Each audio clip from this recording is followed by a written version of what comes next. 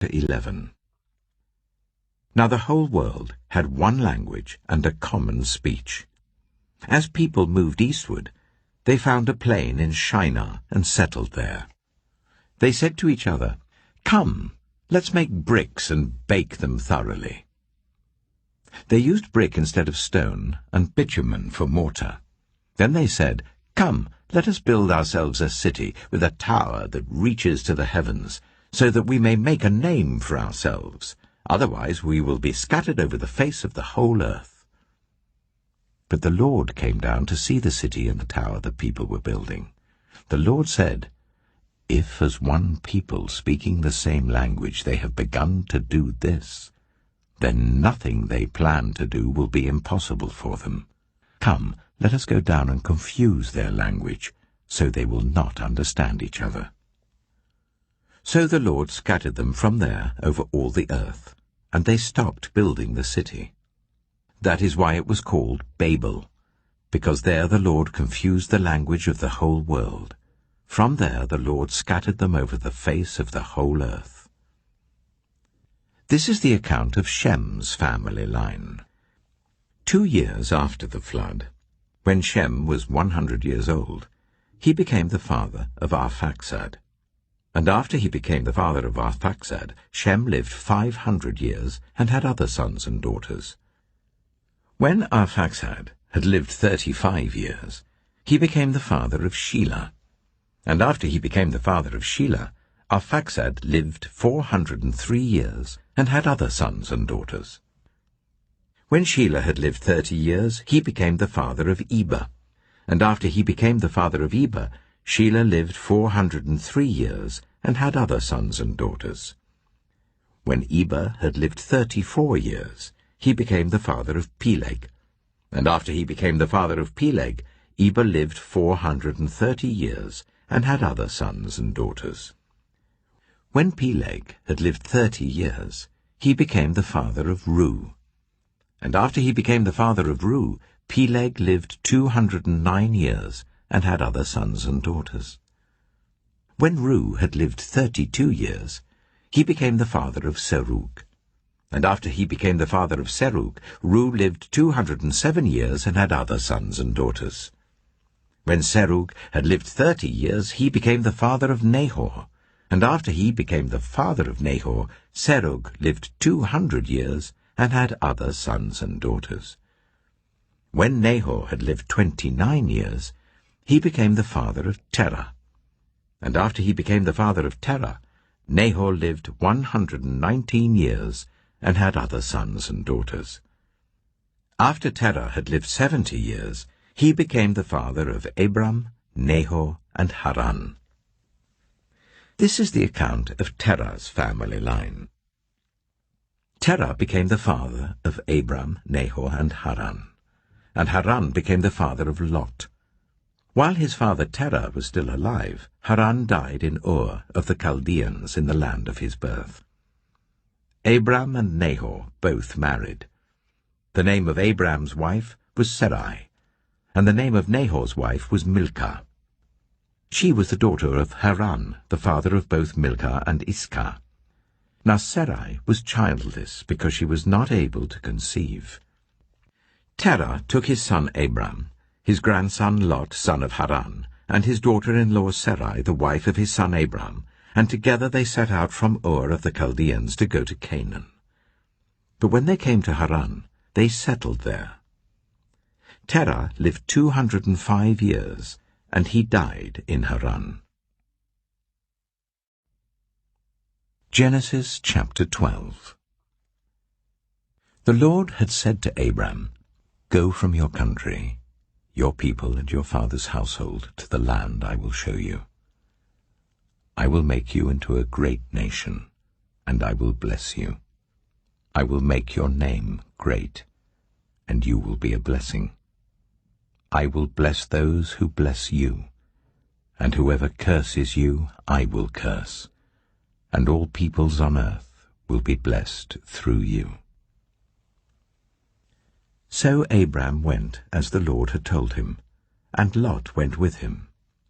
Abram was 75 years old when he set out from Haran.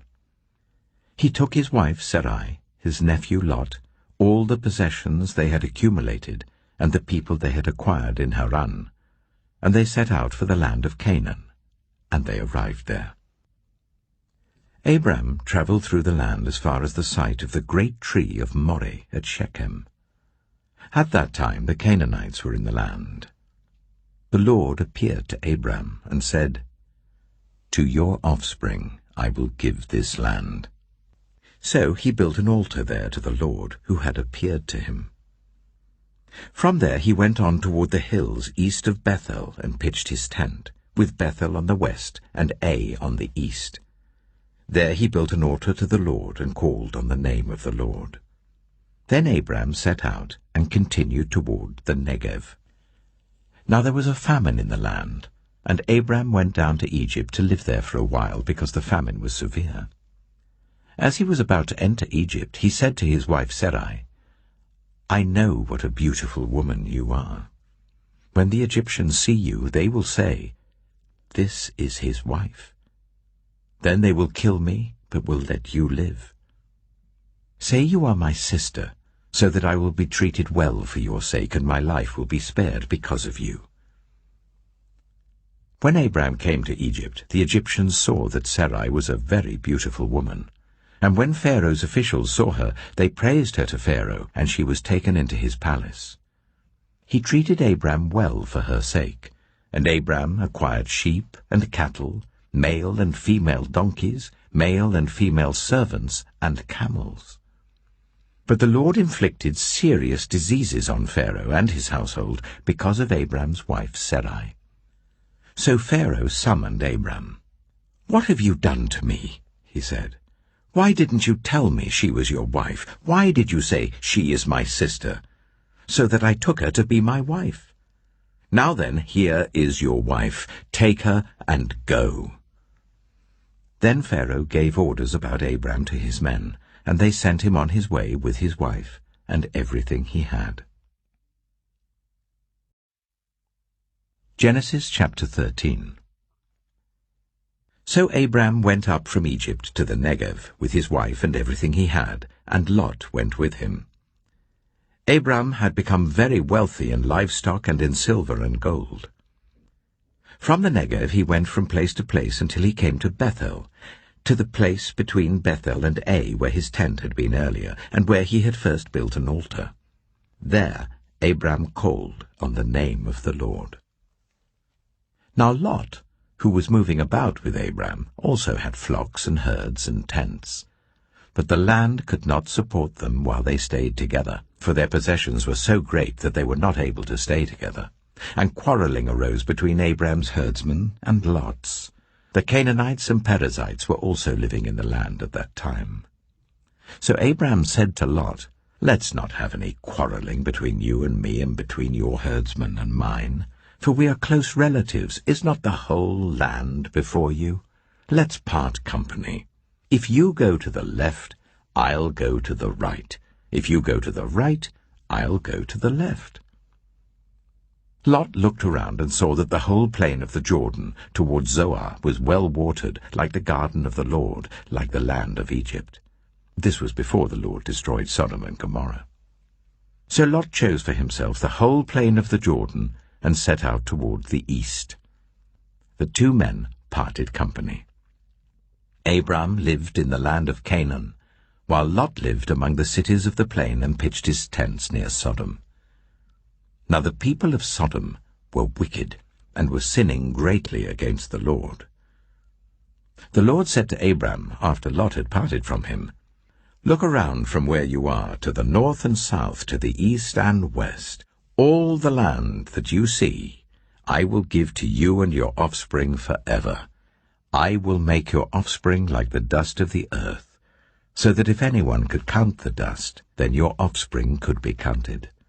Go, walk through the length and breadth of the land, for I am giving it to you." So Abram went to live near the great trees of Mamre at Hebron, where he pitched his tents. There he built an altar to the Lord. Genesis chapter 14. At the time when Amraphel was king of Shinar, Arioch, king of Elasa, Kedorlaomer, king of Elam, and Tidal, king of Goyim, these kings went to war against Bera, king of Sodom, Bersha, king of Gomorrah, Shinab, king of Admah, Shemeba, king of Zeboim, and the king of Bela, that is Zoar. All these latter kings joined forces in the valley of Siddim, that is the Dead Sea Valley. For 12 years they had been subject to Kedorlaomer, but in the 13th year they rebelled. In the 14th year, Kedorlaomer and the kings allied with him went out and defeated the Rephaites in Ashtaroth-Karnaim, the Zuzites in Ham, the Emites in Sheva, Kiriathaim, and the Horites in the hill country of Seir as far as El-Paran, near the desert. Then they turned back and went to En-Mishpat, that is Kadesh, and they conquered the whole territory of the Amalekites, as well as the Amorites who were living in Hazazon-Tamar.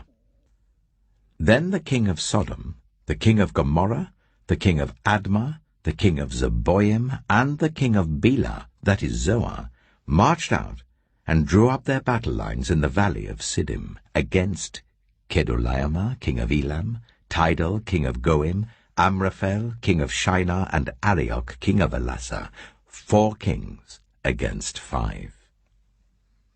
Now the valley of Siddim was full of tar pits, and when the kings of Sodom and Gomorrah fled, some of the men fell into them, and the rest fled to the hills.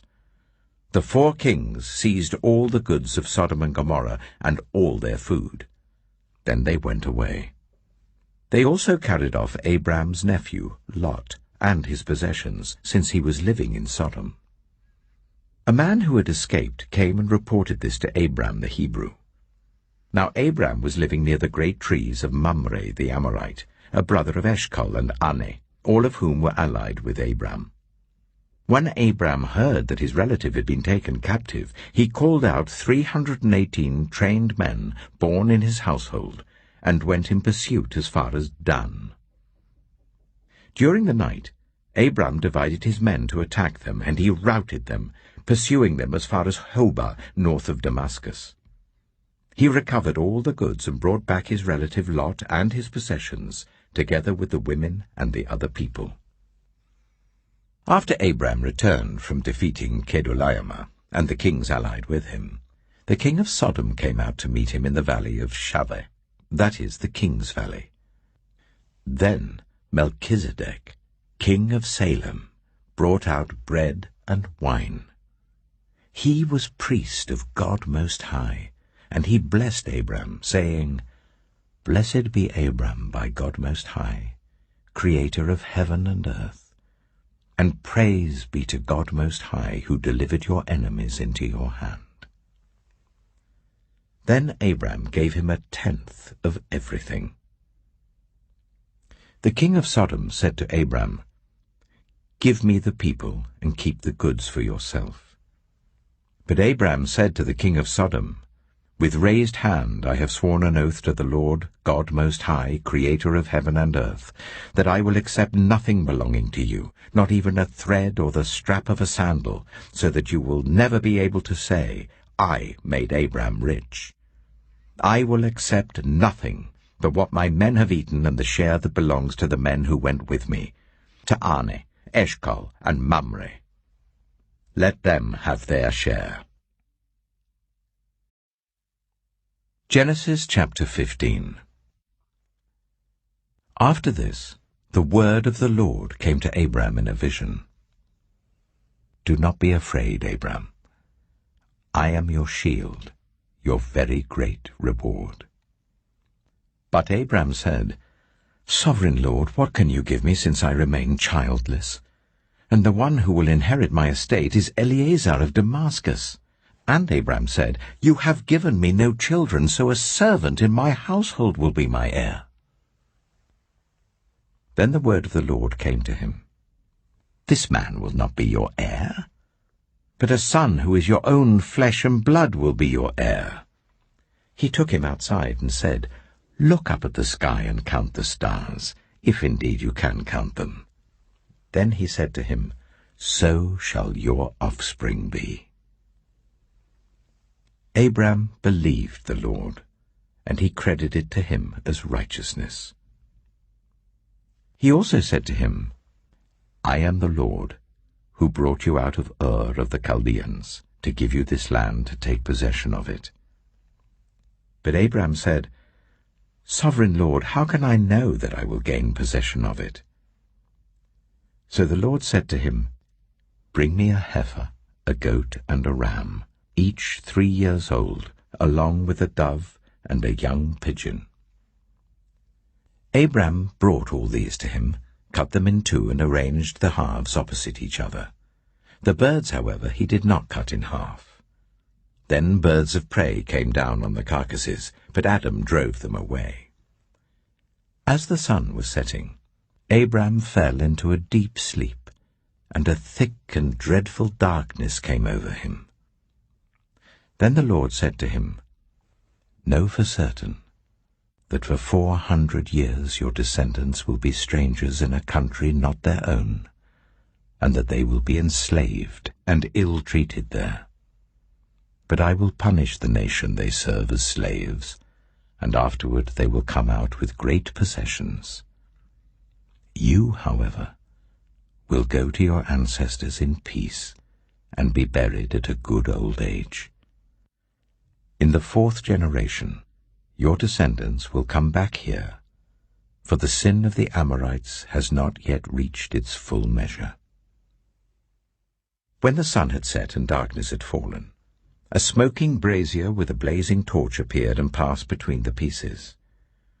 On that day the Lord made a covenant with Abram and said, To your descendants I give this land, from the Wadi of Egypt to the great river, the Euphrates, the land of the Kenites, Kenizzites, Cadmonites, Hittites, Perizzites, Rephaites, Amorites, Canaanites, Girgashites, and Jebusites. Genesis chapter 16. Now Sarai, Abram's wife, had borne him no children, but she had an Egyptian slave named Hagar. So she said to Abram, The Lord has kept me from having children. Go, sleep with my slave. Perhaps I can build a family through her. Abram agreed to what Sarai said. So after Abraham had been living in Canaan 10 years, Sarai his wife took her Egyptian slave Hagar and gave her to her husband to be his wife. He slept with Hagar, and she conceived. When she knew she was pregnant, she began to despise her mistress. Then Sarai said to Abram, You are responsible for the wrong I'm suffering. I put my slave in your arms, and now that she knows she is pregnant, she despises me. May the Lord judge between you and me. Your slave is in your hands, Abram said. Do with her whatever you think best. Then Sarai ill-treated Hagar, so she fled from her. The angel of the Lord found Hagar near a spring in the desert. It was the spring that is beside the road to Shur. And he said, Hagar, slave of Sarai, where have you come from, and where are you going? I'm running away from my mistress Sarai, she answered. Then the angel of the Lord told her, Go back to your mistress and submit to her. The angel added, I will increase your descendants so much that they will be too numerous to count. The angel of the Lord also said to her, You are now pregnant, and you will give birth to a son. You shall name him Ishmael, for the Lord has heard of your misery. He will be a wild donkey of a man. His hand will be against everyone, and everyone's hand against him, and he will live in hostility towards all his brothers. She gave this name to the Lord who spoke to her. You are the God who sees me. For she said, I have now seen the one who sees me. That is why the well was called Beer Lahairoi. It is still there between Kadesh and Bered. So Hagar bore Abram a son, and Abram gave the name Ishmael to the son she had borne.